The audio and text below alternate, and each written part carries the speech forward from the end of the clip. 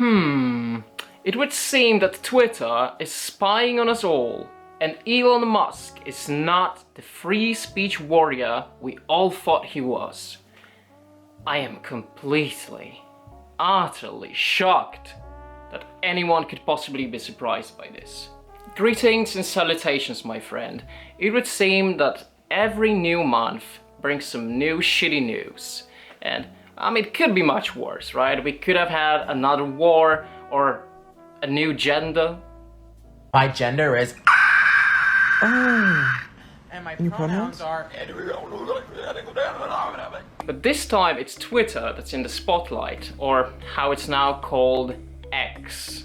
But who cares? I'm still calling it a Twitter because old habits, right? So Twitter has a new privacy policy update. So this new update goes into effect towards the end of this month, and what it's all about is basically biometric information collection. Yeah, you've heard that right. So what that actually includes is facial recognition, fingerprints, eye tracking data, and on top all of that there's Twitter just spying on your job search history, analyzing your keystrokes, and most of it is done through a Twitter app. And now here's the thing, no matter how you choose to use Twitter, your information is stolen. But the app is possibly the worst thing you can do, because once you install that app on your phone, it is spying on you on your phone. And it reminds me just when, I don't know where it started, was it a decade or 2 decades ago? This malware that you can install on someone's phone, so you can hack their phone basically, and you can spy on the activity on their phone through your phone, right? It was almost unimaginable that things like that would exist, right? But no, it's not something that is used by individual hackers, okay? Let's just admit it, those big tech platforms, they're hacking corporations, basically what they do.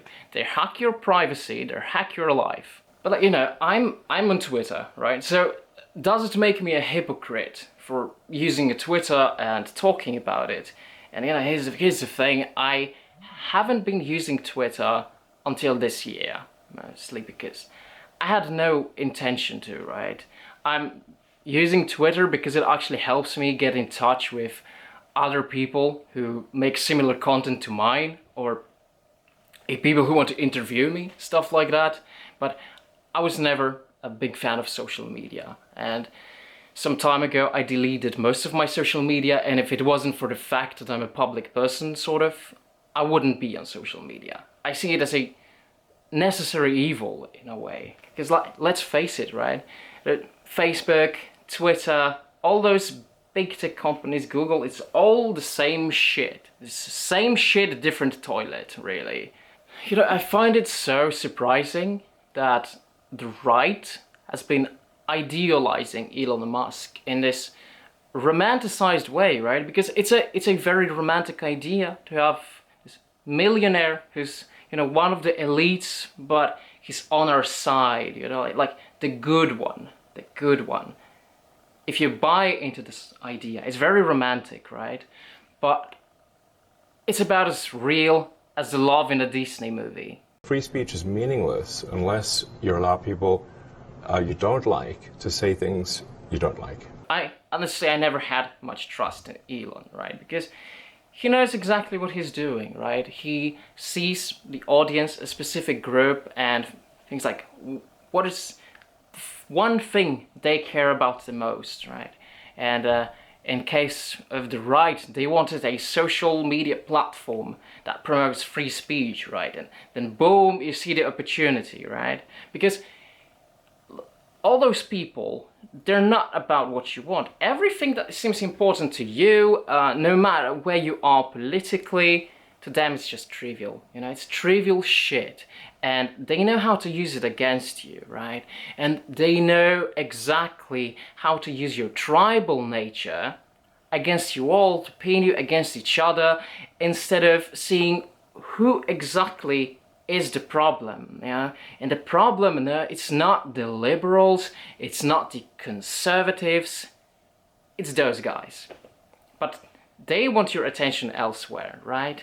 And no, I have my eyes set on you. Let's not forget that before Elon Musk became the champion of conservatives, he literally wanted to put chips in our brains, right? And I'm not necessarily against technological enhancement of human beings. We have been doing that since prehistoric times, and a lot of people don't realize it when they think of technological enhancements, right? But like, let's look at the use of fire, right? It allowed us to cook meat, which made us digest food much faster, which allowed for better brain development, right? We have been enhancing our bodies through the use of technology of any sorts, basically since the dawn of humanity. And it has been happening, through medicine, for absolutely everything. It's nothing new. So I'm not against that. Where I think the problem lies, where this temptation of enhancement, temptation of something better, something easier, is sold to you for a certain price, and that price is your freedom. If the cooked meat was to control me fully and collect my data, I bet a lot of people would be like, fuck this shit, I'm eating raw meat for the rest of my life. I don't care, I'm not cooking that shit. Basically, since then, it's obvious he's one of them. He's one of them, okay? I can't understand why someone would be surprised by what Elon Musk is doing, because he's just like everyone else, right? And I think it's a big illusion that Twitter has become a freedom speech platform. You see a lot of people still being censored, even blocked on Twitter for posting their opinions, right? I know some people personally who have experienced that, so yeah, there's that. No, I never bought into this lie, to be honest. And on one hand, sure, there might be some upside to having a chip in your brain. You can access information easily, but doesn't that make us lazy? And that's the thing with like modern technology. It's all just commodity. Something to make our life easier, something to do things faster, right? And it's so tempting, right? Because it makes your life easier. We want our lives to be easier, either because we're lazy or because we want to focus our energy elsewhere. It allows us actually to be more productive, right?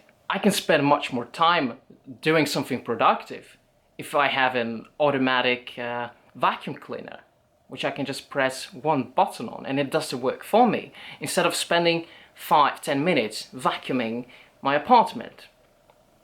Perfect solution, right? And it goes from there. It's to the point where you just want everything done now, you want everything to be easier, till you're giving away your freedom and your privacy, right? What I think is really funny is like how one of those articles states that it's for safety purposes, right? Let me say that again, safety purposes. It's funny how every time something either spies on you or sells your data or limits your freedom, it's always for safety purposes, right? I would really recommend reading Leviathan by Thomas Hobbes. I think it really dives deep into this humans' need for safety and stability, and how basically in this case the state sort of offers that, right? But you have to limit and sell out your freedom in order to have that. And let's see, those big tech companies, they are the new state, if you think about it, right? Because let's face it, those big tech companies, the amount of wealth they own is actually bigger than the wealth of some countries out there. It's sort of similar to Vatican. And I've always been so opposed to Catholic Church and Vatican, right? And it's the same with those big tech companies. And I think one of the worst case scenarios when it comes to possibility of a dystopic future is a one big global government, right? And I think that big tech companies are the biggest threat there. The biggest threat for that possibility, no joke, is big tech companies and World Economic Forum. those bastards, they want absolute power. And people who want absolute power, they have always existed throughout history. It's not a conspiracy, it has happened throughout the entirety of our history. But now with modern technology, the connection, you know, how the whole world is smaller, it is so much easier to conquer, right? Because without all that shit, right, you could conquer a small territory, declare yourself a tyrant, declare yourself the dictator, the ruler, the king, the monarch, whatever, the emperor. But now, when the world is so much smaller, it's so much easier to conquer it, right? And then you are the ultimate tyrant, the ultimate dictator. And that is the worst case scenario, right?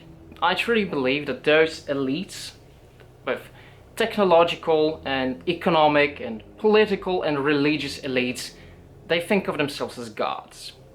And it would make sense because, like, if you think in terms of hierarchy, well, what is below God? If you have a God right here, what is right under the God? The rulers.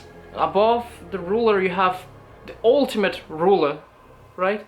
The ultimate tyrant, the ultimate dictator, right below God.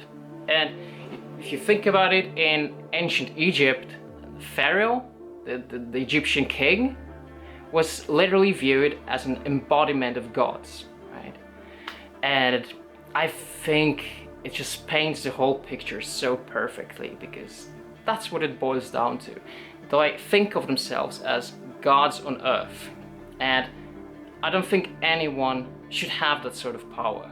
This isn't about Twitter, this isn't about Elon Musk, this is about criminocracy. It's about the elites, the criminals who are ruling this world, okay?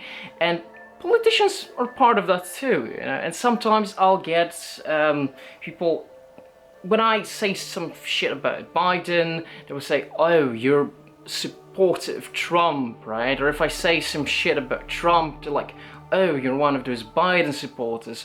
And that is so stupid. Such a binary thinking. And I always say there's 1 million genders, but politics are so binary, right? I think they're all criminals. I think they all belong in prison, to be honest. And you know, voting is such an illusion of choice, right? It's what it is. It is an illusion of choice. And it doesn't matter what you choose, okay? You're being stepped on, because the government of any form is oppressive by its nature and has potential of becoming absolutely totalitarian. And I think every government is totalitarian to some degree. It just depends how benevolent it chooses to be, right? But they can crush you any second they choose to do that. And you know, I don't buy into it that, oh, a couple of shitty choices are given to me. Here, you can choose who wants to rule your life. No, I don't do that kind of shit. I don't vote. And yeah, like, what are you, right wing, left wing? What would you rather have? Corporations controlling your life, the big government controlling your life? And here's the thing,